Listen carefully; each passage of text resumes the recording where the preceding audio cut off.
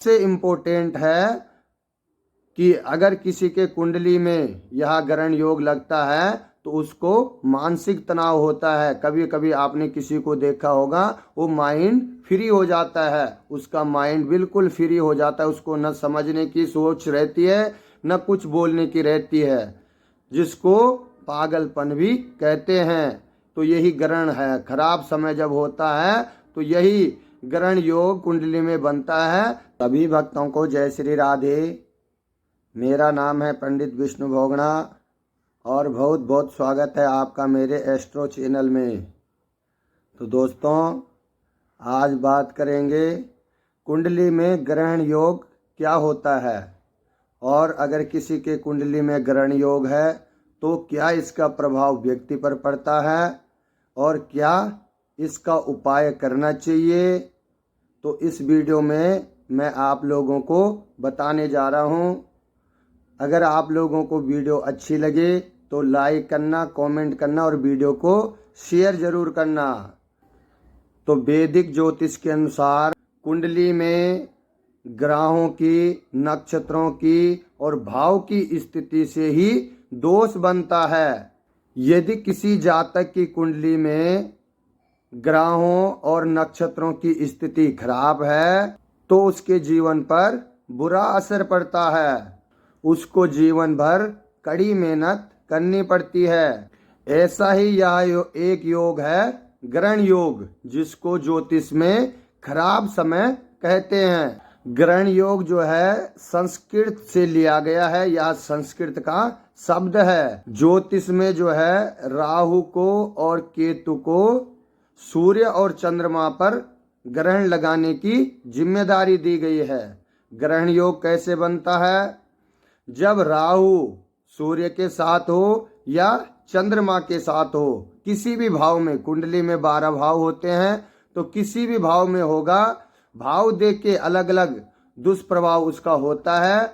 लेकिन अगर राहु सूर्य के साथ बैठा है या चंद्रमा के साथ बैठा है तो कुंडली में ग्रहण योग बनेगा।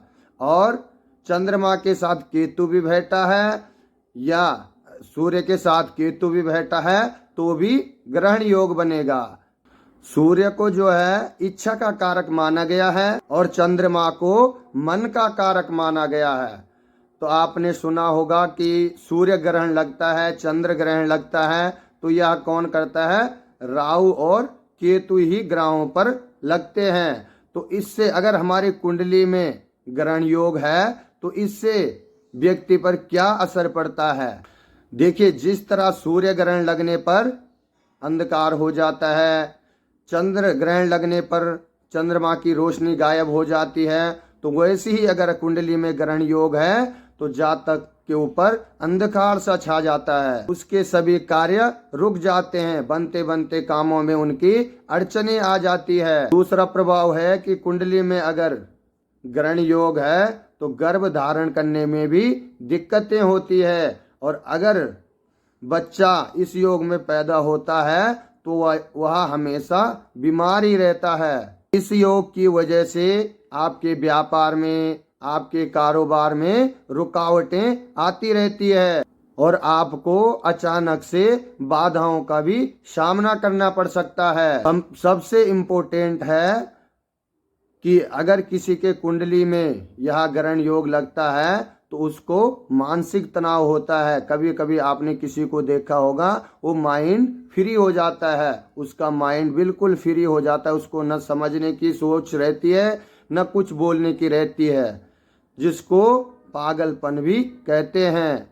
तो यही ग्रहण है। खराब समय जब होता है तो यही ग्रहण योग कुंडली में बनता है, तब माइंड की दिक्कत आती है।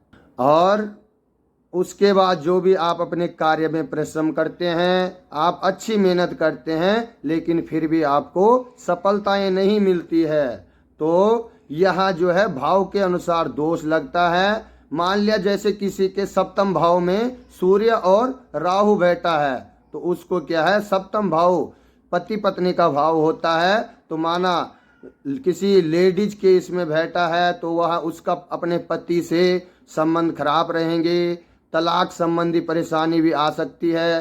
आपने देखा होगा बहुतों के साथ ऐसा होता भी है। या किसी पुरुष के स्थान सप्तम भाव में यह योग बन रहा है तो उसका अपने पत्नी के साथ अनबन रहती है, किसी न किसी कारण से वो अशांति रहता है।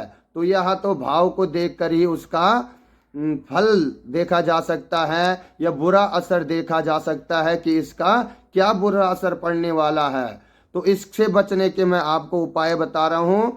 अगर आपकी कुंडली में कहीं पे ये दोष बनता है तो आप ये उपाय करिए और आपको क्या है, हर कार्य में सफलता मिलेगी, आपका दोष समाप्त हो जाएगा। तो उपाय क्या है?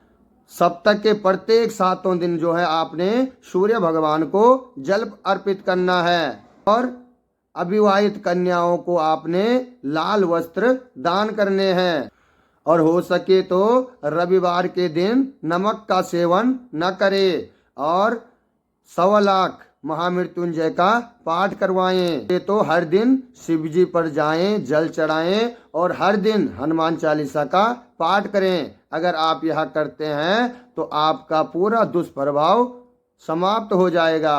तो यह था आज के लिए। आगे भी मैं आप लोगों के लिए नई नई वीडियो लाता रहूँगा। आज के लिए बस इतना ही। मिलते हैं आपको अगली वीडियो में। तब तक के लिए सभी भक्तों को जय श्री राधे, जय श्री कृष्णा।